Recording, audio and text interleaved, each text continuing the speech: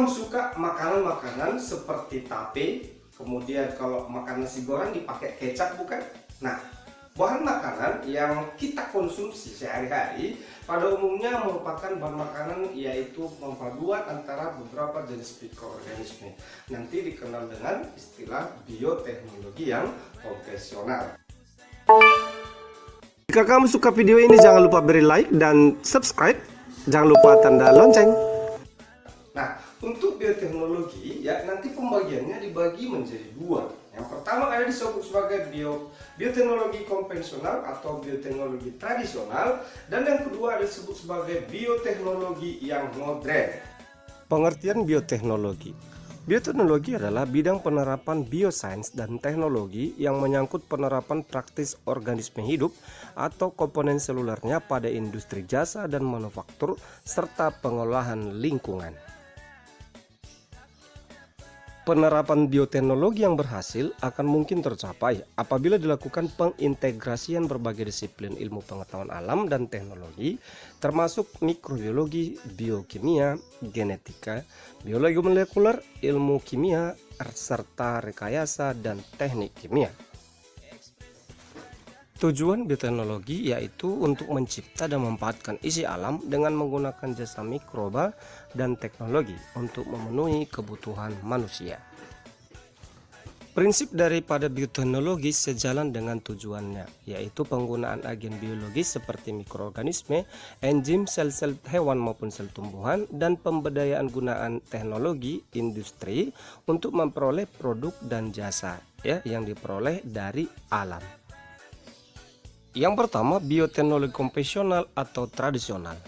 Bioteknologi konvensional merupakan produk bioteknologi yang dihasilkan oleh bantuan beberapa jenis mikroorganisme tanpa menggunakan bagian tubuh tertentu. Nah, ciri-ciri bioteknologi konvensional yang pertama, jumlah produksinya dalam skala kecil, menggunakan jasa mikroba seperti bakteri maupun beberapa jenis jamur. Kemudian ciri berikutnya, tidak menggunakan peralatan-peralatan yang canggih, ya. Kemudian tidak menggunakan prosedur metode ilmiah dalam penerapan menggunakan bioteknologi tersebut. Kemudian bahwasanya produk-produk yang dihasilkan pada umumnya adalah berupa bahan makanan. Nah, apa saja produk bioteknologi konvensional? Kamu dengarkan, kamu simak penjelasan Bapak berikut ini. Baik, untuk produk bioteknik konvensional nantinya kita bahas mengenai bidang makanan dulu ya. Nah, tapi di luar itu masih ada nanti bidang-bidang lain seperti bidang kesehatan dan bidang pertanian. Oke, untuk bidang makanan, yang pertama nanti dihasilkan berupa yogurt. Tahu ya yogurt ya? Nah, bahwasannya yogurt ini merupakan salah satu bahan makanan hasil fermentasi ya, dengan bahan utamanya adalah susu dengan menggunakan jasa bakteri. Salah satunya adalah Lactobacillus bulgaris, kemudian Streptococcus thermophilus. Oke, ini adalah contoh bakteri pembuatan bahan minuman ya, yaitu yogurt. Lalu produk makanan yang kedua yaitu keju. Nah, bahwasannya keju juga merupakan hasil fermentasi dengan bahan utamanya berupa susu. Bahwasannya makanan ini atau keju ini merupakan bentuk olahan fermentasi dengan menggunakan bakterinya. Bakterinya berupa Lactobacillus species, kemudian ada bakteri Streptococcus species. Kemudian untuk bahan makanan yang ketiga yaitu tempe. Nah, tempe merupakan makanan tradisional ya yang cukup dikenal yaitu di negara kita Indonesia. Tempe bahan dasarnya berupa kacang kedelai. Nah, bahwasanya jasa mikroba untuk membentuk tempe yaitu jamur. Jamurnya adalah Rhizopus oligosporus ataupun Rhizopus oryzae. Nah, bahan makanan yang sudah jadi tempe itu kadar proteinnya jauh lebih tinggi dibandingkan kacang kedelainya. Kenapa? Karena sudah menerapkan yang namanya penggunaan enzim-enzim tertentu atau sudah mengandung enzim tertentu sehingga bahan dasarnya tadi kacang kedelai menghasilkan senyawa asam amino yang kuat. Lalu yang keempat ada namanya nata de coco. Siapa yang suka nata de coco? Ya, nata de coco itu bahan dasarnya adalah air kelapa. Nah, untuk bakteri yang digunakan yaitu Azotobacter psilynum. Nah, untuk pembuatan nata de coco ini juga proses lumayan panjang, proses perebusannya, kemudian menggunakan nanti bahan dasarnya adalah pupuk urea, kemudian ada ekstrak sari nanas ya. Lalu untuk yang keempat ada mentega ya. Mentega sama keju berbeda ya. Untuk mentega itu bahan dasarnya juga berupa susu.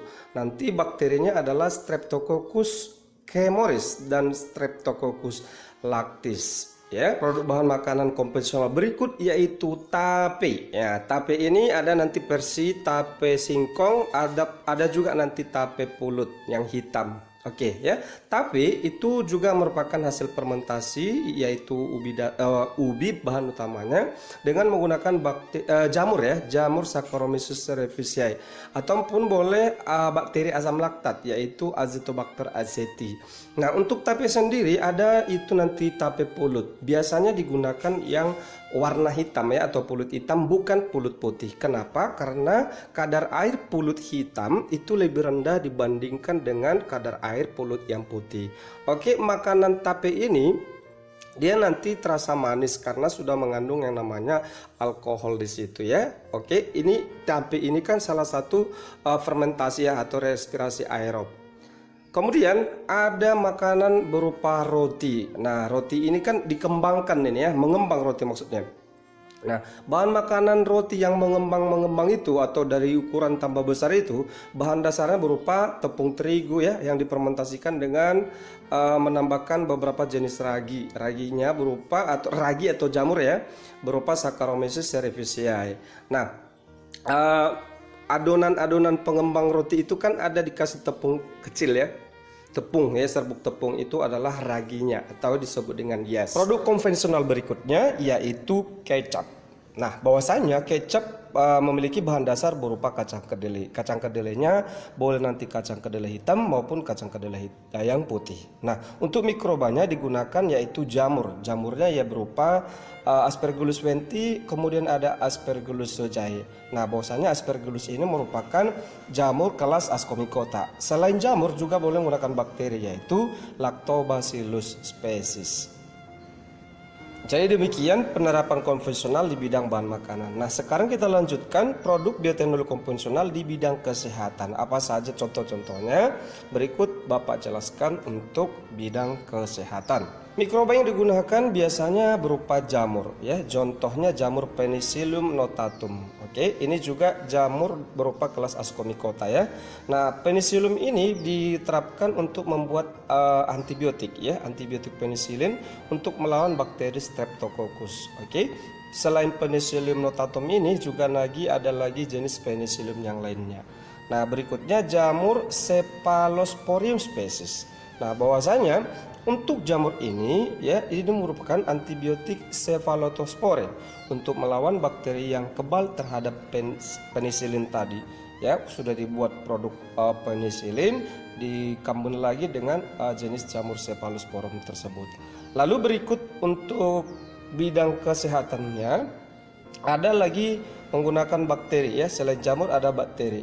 Contoh bakteri adalah Streptomyces griseus.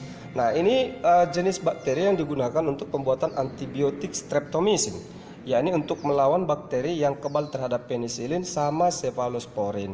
Oke, jadi ini melawan patogen atau bakteri jahat juga ya. Lalu untuk produk kesehatan berikutnya boleh menggunakan jasa bakteri lain yaitu bakteri Bacillus polymyxa. Nah, untuk spesies bakteri ini itu menggunakan menghasilkan yang namanya antibiotik polymyxin ya. Apa guna daripada setiap antibiotik? Berarti itu adalah untuk melawan infeksi patogen yang disebabkan oleh bakteri pada umumnya. Ingat, antibiotik itu berlaku kalau penyerangnya adalah bakteri ataupun jamur, tidak pada virus ya. Kalau virus dia itu inaktif atau melakukan pengkebalan tubuh atau pelindung tubuh ya apabila ada antibiotik. Jadi antibiotik itu untuk melawan infeksi bakteri ataupun jamur.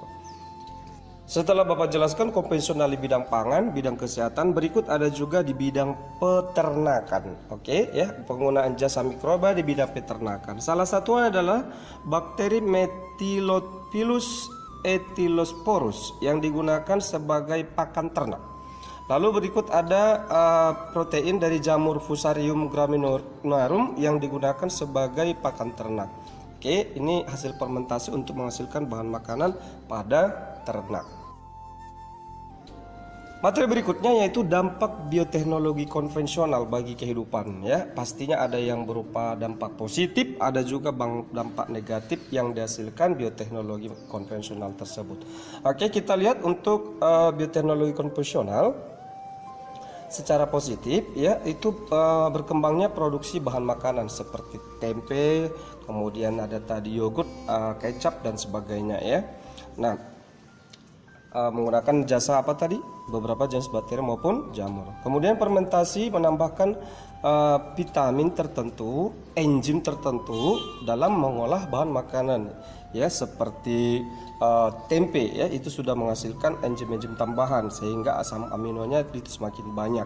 Dihasilkan sumber pangan alternatif, ya, untuk memenuhi kebutuhan gizi. Nah, bahan makanan alternatif ini kan produksi bahan-bahan makanan yang diolah dari mikroorba, ya, selain dari bahan makanan pokok yang tentunya yang sudah tersedia di alam untuk penghasil karbohidrat. Lalu mengatasi kekurangan bahan makanan, tentu, ya, kalau misalkan mengandalkan protein utama, penghasil utama kacang-kacangan, ya, tanpa memakai makanan lain, pasti akan bahan makanan berkurang. Meningkatkan hasil produksi komoditas pertanian, jelas. Membantu mengatasi masalah kesehatan, yaitu antibiotik tadi, ya, untuk mencegah atau mengobati infeksi bakteri ataupun jamur, gunakan atau konsumsi produk yaitu antibiotik. Kalau tadi dia manfaatnya, sekarang dampak negatifnya, ya. Yang pertama, limbah dari produksi fermentasi itu bisa mencemari yang namanya irigasi atau perairan apabila langsung dibuang ke induk sungai. Kedua, persaingan dalam perdagangan produk bioteknologi, ya, jelas, ya. Jika menggunakan bahan-bahan yang di alam sepenuhnya, otomatis akan bersaing dengan produksi yang lainnya. Menjadi resisten terhadap antibiotik tertentu. Nah, ini tadi Bapak sampaikan bahwasannya antibiotik ya gunakan untuk bakteri atau infeksi jamur, bukan pada virus. Jika ada virus dalam tubuh berarti dia resisten terhadap antibiotik tersebut, ya. Dan mengurangi yang namanya, nah, di samping itu juga akan menambah radiasi, ya, efek radiasi pada lingkungan tersebut. Demikian penjelasan bioteknologi konvensional untuk pertemuan hari ini. Minggu depan kita akan bahas yaitu bioteknologi yang modern. Terima kasih semuanya, salam sehat.